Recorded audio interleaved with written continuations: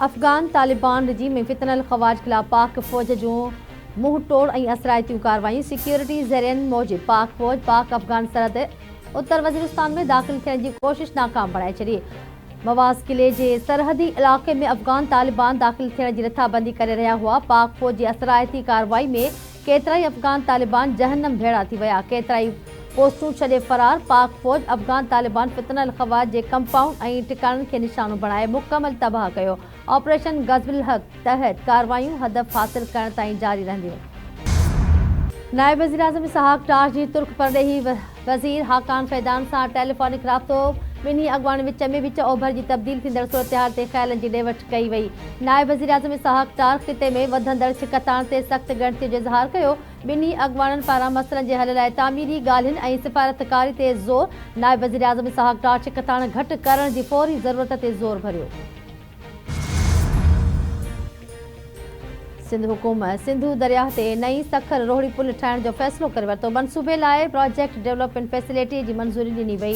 वॾे वज़ीर सैयद मुराद अली शाह जी सदारत हेठि 51 public private partnership policy board जो इजलास। सिंध में वॾनि इंफ्रास्ट्रक्चर मंसूबनि जे मंज़ूरी ॾिनी वई। ख़ानगी शोबे जी सीड़पकारी वधाइण लाइ सुधारनि जी बि मंज़ूरी। वॾे वज़ीर जो चवणु आहे त नई पुल सखर ऐं रोहड़ी समेत लाॻापियल इलाइक़नि खे पाणे में ॻंढींदी ऐं रोडनि ते ट्रैफ़िक जो दॿाउ घटिजंदो। इहो मनसूबो मकानी इदारो PPP मॉडल तहत मुकमल कंदो। सखर ऐं रोहड़ी शहरी ऐं माशी राहदारी आहिनि। रोहड़ी सालेह पटरी पनिया क़िला अटकल 70% शहरी रोज़गार तालीम ऐं इलाज लाइ सखर जो रुख़ कंदा आहिनि। फ़िलहाल मरकज़ी गुज़रगाहनि लैंसडाउन पुल आहिनि, जंहिंखे सखर बिराज जी मदद सां हासिल आहे। मरमत सबबि सखर बिराज घटि में घटि 2027 ताईं अवाम जे अच वञ लाइ बंदि रहंदी। मकानी इदारनि वारे वज़ीर नासिर हुसैन शाह जी ब्रीफिंग। ईरान जी क़ौमी सलामती सरबराह अली लारजानी पुट मुर्तज़ा लारजानी समेत इसराइली हमले में शहीद। बासी जो सरबराह गुलाम रज़ा सुलेमानी बि शहीद थियो वियो। ईरान अॻवान जी शहादत जी तस्दीक करे छॾी।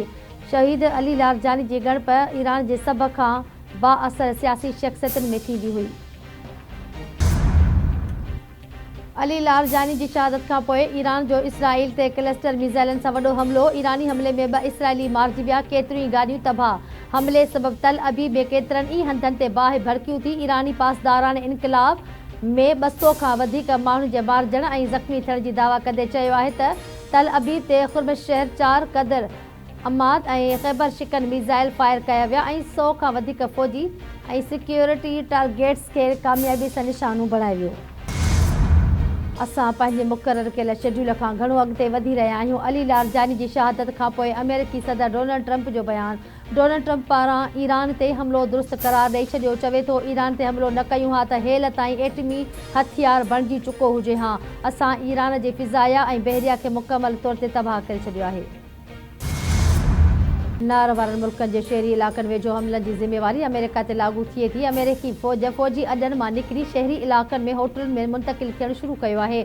अमेरिकी फ़ौज जी मुंतक़िलीअ सबबि अहिड़ा हंध बि निशानो बणिया जेके आबादीअ जे वेझो आहिनि। ईरानी परॾेही वज़ीर अब्बास इराक़चीअ जो अरब टीवीअ खे इंटरव्यू। मुल्क मां विच ओभर जूं अॼु 83 उॾामूं मुलतवी। फुजीरा एयरपोर्ट लाइ फ्लाइट ऑपरेशन बंदि। इस्लामाबाद, लाहौर ऐं पिशावर मां फुजीरा एयरपोर्ट जूं सभई 8 उॾामूं मुलतवी कई वयूं। कराची मां दोहा, बहरीन, बगदाद, दुबई, शारजा ऐं अबूज़ेबी जूं 18 उॾामूं मुलतवी। ईरान जंग जे 19 ॾींहं दौरान पाकिस्तान मां मुलतवी थियल उॾामुनि जो अंगु 2146 थी वियो।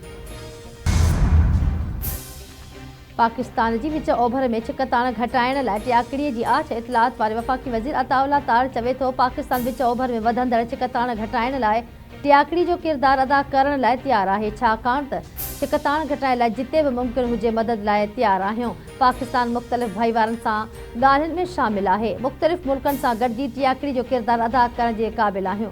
ख़िते में छिकताण घटाइण लाइ मुख़लिसाणो किरदारु अदा करे सघूं था। ख़्वाहिश आहे त ख़िते में छिकताण घटाइण लाइ किरदारु अदा करियूं।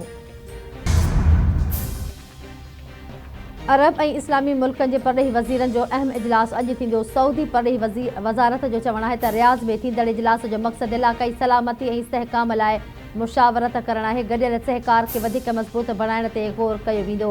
इजलास में इलाक़ाई सलामतीअ लाइ वधीक क़दमनि ते तफ़सीली बहस कयो वेंदो।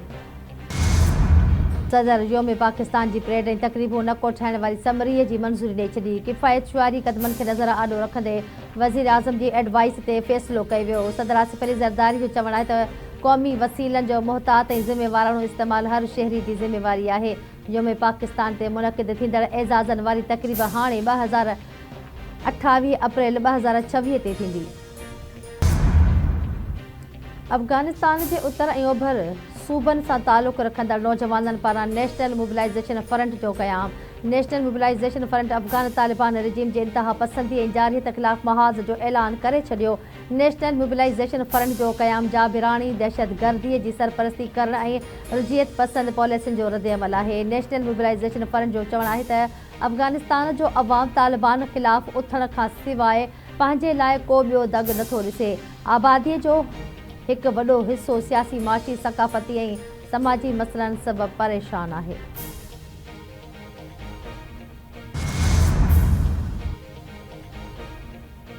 बिजली वापेदारनि ते 14 अरब रुपयनि खां मथे जो वाधू बार विझण जी तयारी। मुल्क में बिजली ₹1.64 फ़ी यूनिट महांगी थियण जो इम्कान। सेंट्रल पावर परचेज़िंग एजेंसी फ़रवरी जे फ्यूल प्राइस एडजस्टमेंट तहत बिजली महांगी करण जी दरख़्वास्त ॾेई छॾी। नेपरात अथॉरिटी CPPA जी दरख़्वास्त ते 31 मार्च ते ॿुधणी कंदी। कराची जे इलाक़े कोरंगी में रेंजर्स की कार्रवाई। ॾोहारी गैंग जा 7 जवाबदार गिरफ़्तार। रेंजर्स तर्जमान मूजिब जवाबदार खुर ऐं स्ट्रीट क्राइम जे केतिरनि वारदातुनि में मुलविस आहिनि।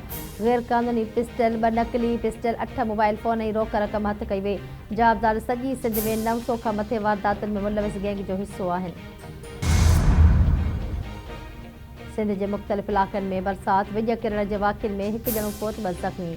2 घर सड़ी विया। शिकारपुर, कंबर, शहदादकोट, कशमोर, कंधकोट, सखर, नावशाह, सांगड़, दादू, खैरपुर, घोटकी, लाड़कानी ज़िलनि में बरसात। शहदादपुर भरिसां विॼ किरण सबबि पुट फौत ऐं संदसि पीउ ज़ख़्मी थी पियो। ॻोठ सुल्तान कपरी में ज़मीन ते कमु करण दौरान विॼ किरी पई। 18 वरनि जो प्रेमचंद कोहली फौत ऐं मालजी कोहली ज़ख़्मी थी पियो। कंधार में बरसात दौरान विॼ किरण सबबि 2 घर सड़ी रख थी विया। फरीदाबाद, वाही पांधी, टंडो, रहीम ख़ान, शहदादपुर, गाज़ी अहमद, मनहड़ो, मदेजी, कंबर, ख्वाजी खावड़, लाड़ो, लड़ाइक, वारह, वगण में बरसात। कंधरा, खावड़, फ़कीराबाद, ख़ौसपुर में वसकारो। बरसात सबबि कणिक जे तैयार फसल खे नुक़सान जो ख़दशो। आबादकार परेशान।